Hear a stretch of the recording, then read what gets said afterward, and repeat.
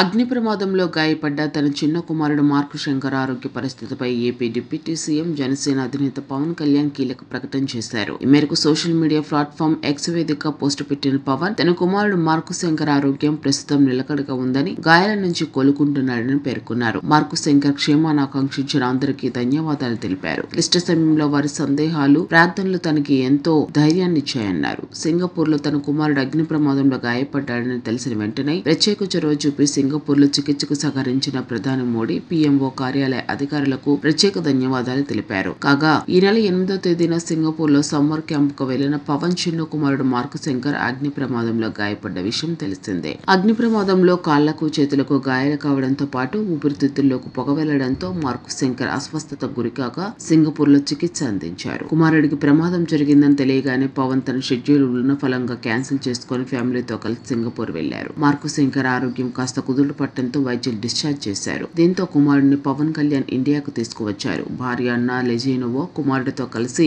Singapore నుంచి బయలుదేరిన పవన్ ఆదివారం ఉదయం శంషాబాద్ విమానాశ్రయానికి చేరుకున్నారు. శంషాబాద్ ఎయిర్పోర్ట్ నుంచి నేరుగా హైదరాబాద్ లో నివాసానికి వెళ్లారు. ఎయిర్పోర్ట్ లో పవన్ స్వయంగా గాయపడ్డ కుమారుడిని ఎత్తుకొని నడిచారు. పవన్ కళ్యాణ్ వస్తున్నాడని తెలియడంతో అభిమానులు పెద్ద ఎత్తున ఎయిర్పోర్ట్ వద్దకు చేరుకున్నారు. అగ్ని ప్రమాదంలో మార్కు శంకర్ స్వల్ప గాయాల నుంచి బయటపడటంతో మెగా ఫ్యామిలీ, పవన్ అభిమానులు ఊపిరి పీల్చుకున్నారు.